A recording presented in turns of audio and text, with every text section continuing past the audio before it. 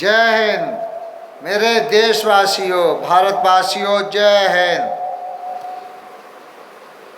एक दिन न हम होंगे न आप होंगे, एक दिन न हम होंगे न आप होंगे, होंगे तो सिर्फ हमारे तुम्हारे कारनामे ही बयाने जुआ होंगे। यानी कि हम और आप, जो भी प्राणी है इस धरा पर आता है, जन्म लेता है, ये मृत्यु लोक है, इसमें जो आता है, जन्म लेता है, वो एक दिन मृत्यु को भी प्राप्त होता है, परलोक सिधारे आता है, इस लोक में आते हैं और परलोक में जाते हैं, यही आवागमन है। तो आइए कुछ कर जाएं, कर्म किए जा फल की चिंता मत कर रे भगवान, ये है गीता का ज्ञान, ये है गीता का ज्ञान।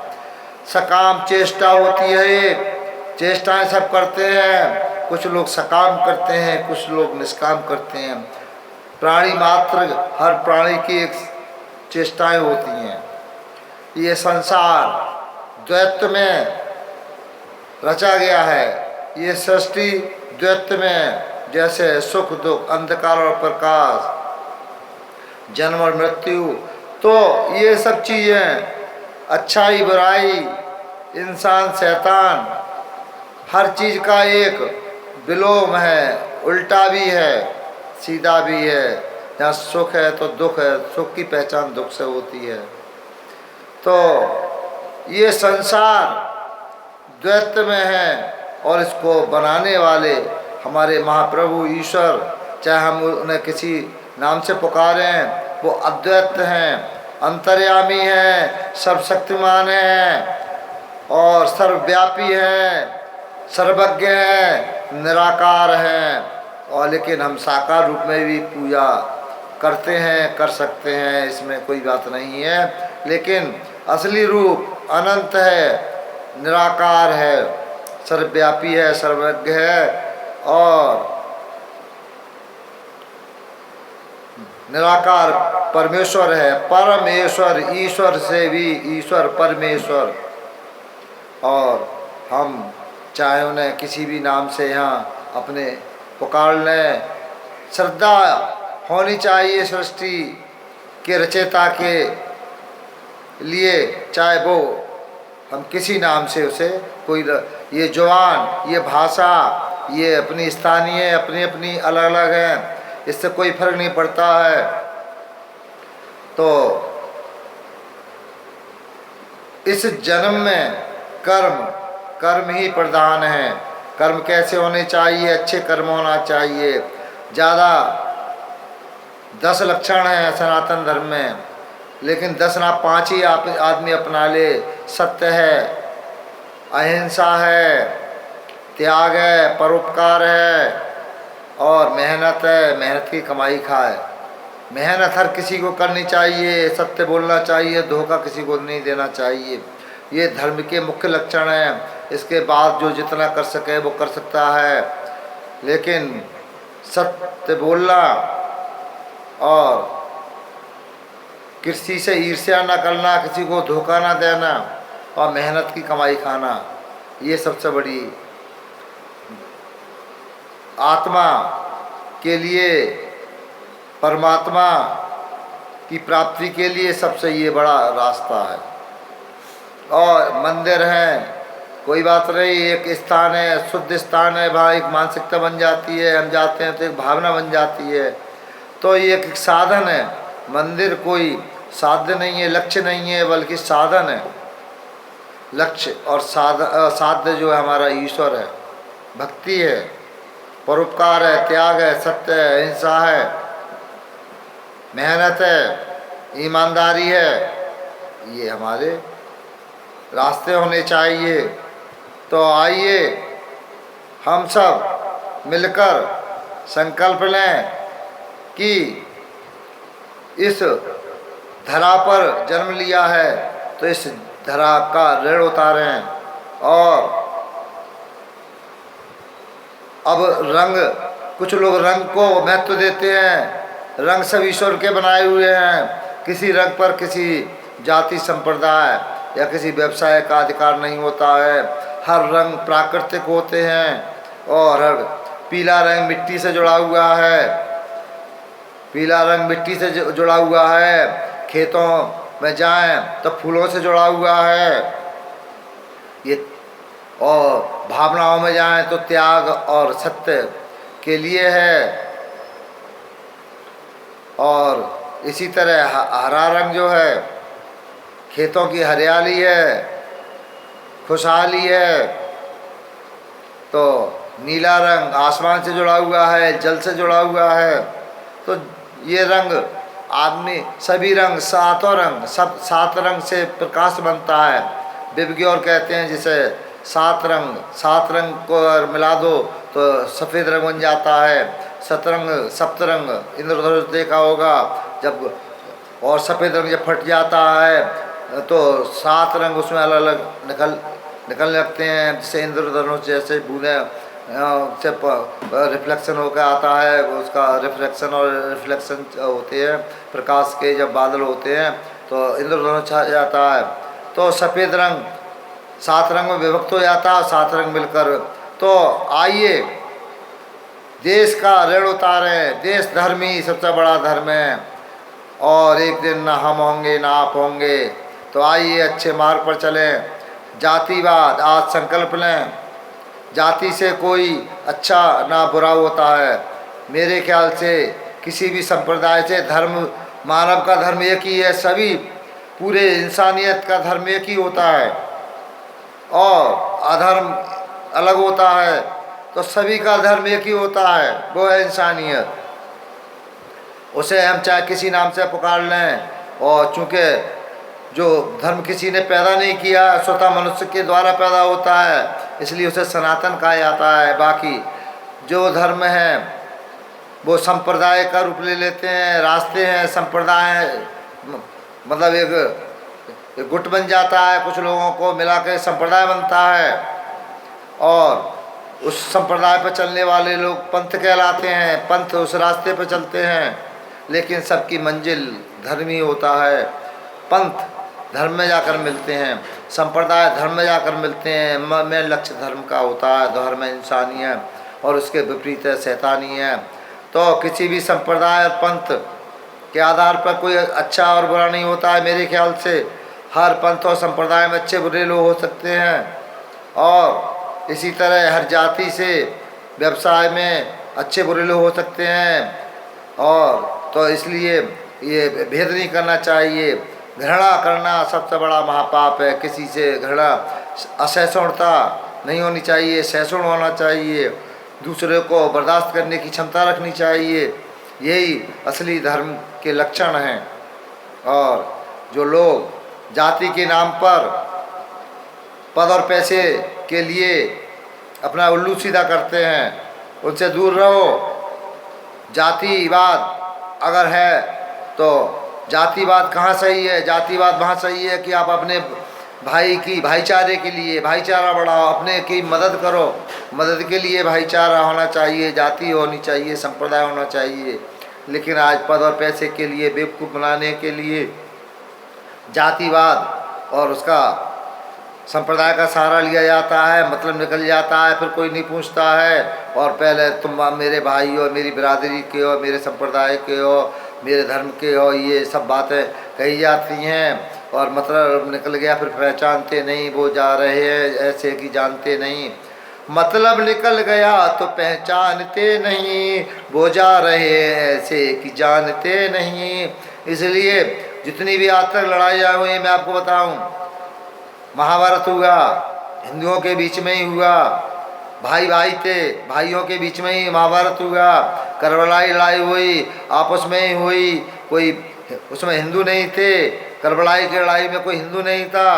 और जितने भी युद्ध हुए हैं सब आपस में हुए हैं, एक ही संप्रदाय में हुए हैं, एक ही पंथ वालों में हुए हैं, एक ही जाति वालों में हुए हैं। अगर संख्या देखी जाए तो एक ही जाति में, एक ही पंथ में, एक ही संप्रदाय में अधिकतर युद्ध हुए हैं। आप इतिहास का उठा लो, पुराण उठा लो, तो हम सच्ची राह दिखा रहे हैं, किसी के बहकावे में मत आओ।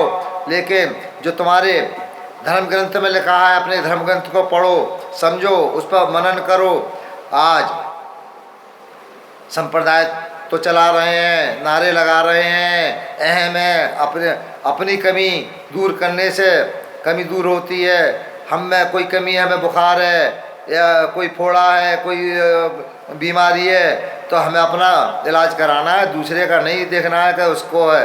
दूसरे का देखेंगे हमारी बढ़ती रहेगी।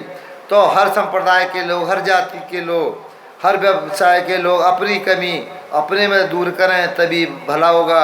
आजकल दूसरे की आलोचना हो रही है, एक दूसरे पर उंगलियां उठाई जा रही है, जबकि भाई भाई आपस में एक नहीं है।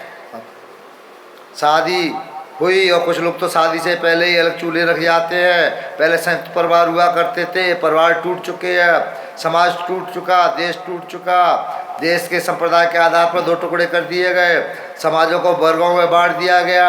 अब लिंग, स्त्री और पुरुष के नाम पर तुष्टीकरण के द्वारा मतभेद पैदा किए जा रहे हैं, परिवार तोड़े जा रहे हैं, परिवार टूट रहे हैं, तोड़े जा चुके हैं, तोड़े जा रहे हैं। इन्हें रोको। जब परिवार ही साबित नहीं है तो देश कहाँ से साबित होगा?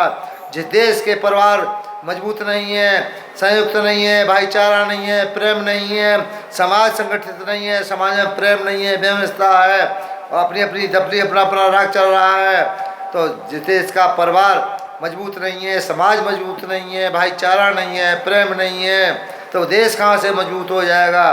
तो देश तो सूर्य भैया का है संदेश, भेदभाव मिटाओ, एकता लाओ और मजबूत और विकसित बनाओ भारत देश। इसीलिए हम नेशनल लहर चला रहे हैं। बहुत हो गया अत्याचार और महंगाई का कहर, इसलिए चलानी पड़ रही है नेशनल लहर। तो आइए नेशनल लहर के अंतर्गत देश को बचाइए, समाज को बचाइए, आने वाली पीढ़ियों को बचाइए। देश को बचाओ, अपने को बचाओ, आने वाली पीढ़ियों को बचाओ। नहीं, आने वाली पीढ़ियां में माफ़ नहीं करेंगी। चुनाव आते हैं, मत बहको चुनावों में। मेरा चुनाव सुधार अभियान चल रहा है। जब IAS IPS की परीक्षाएं होती हैं, सर्टिफिकेट मिलते हैं, तभी उन्हें नौकरी मिलती है। तो नेताओं को भी एक सर्टिफिकेट मिलना चाहिए। लोकसभा के चुनाव के लिए भारतीय अग्रज का सर्टिफिकेट मिलना चाहिए, उनकी इंटरव्यू होना चाहिए और उसी में सभी कुछ मतलब जो उसकी प्रॉपर्टी या आपराधिक रिकॉर्ड देख लेना चाहिए। 6 महीने पहले होना चाहिए, वो चुनाव से 6 महीने पहले।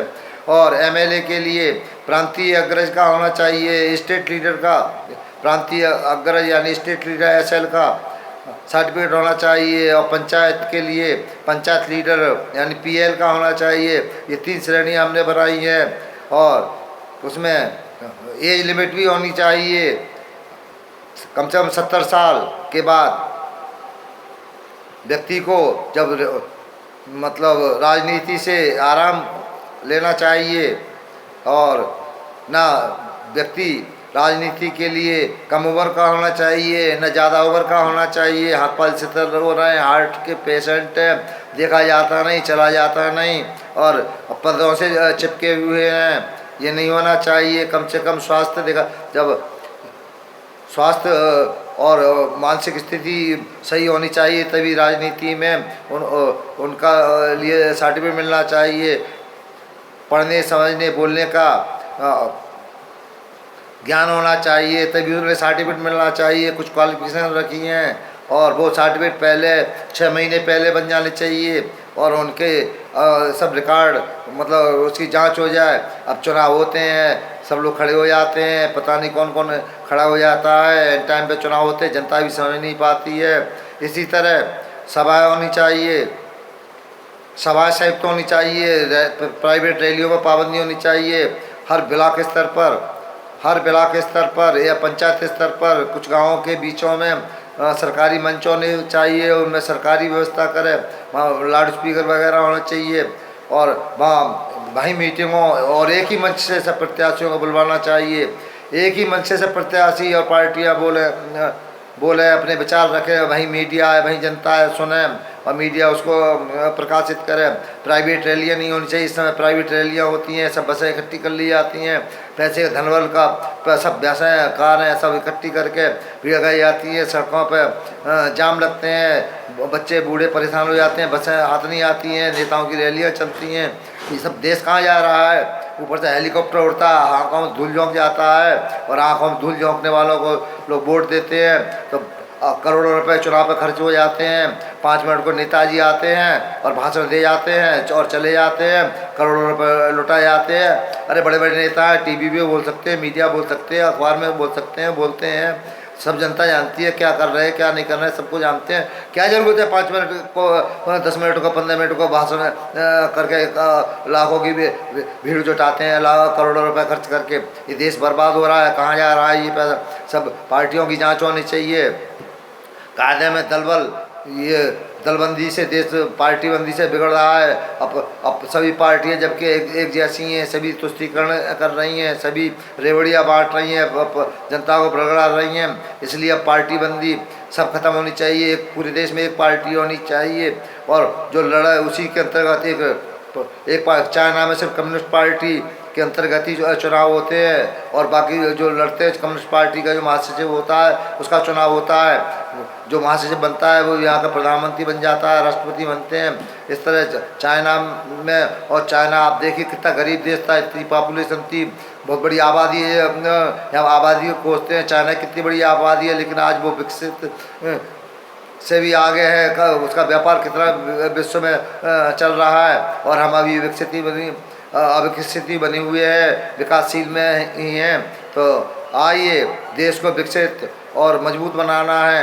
कहलाता था देश हमारा विश्व गुरु और सोने की चिड़िया, बना दिया इन नेताओं ने पिछला गुरु और कागज की पुड़िया। तो हमें फिर से विश्व गुरु और सोने की चिड़िया बनाना है। तो नेशनल लहर आइए, नेशनल मूवमेंट चलाइए, नेशनल डिबेट कीजिए, राष्ट्रीय अपना।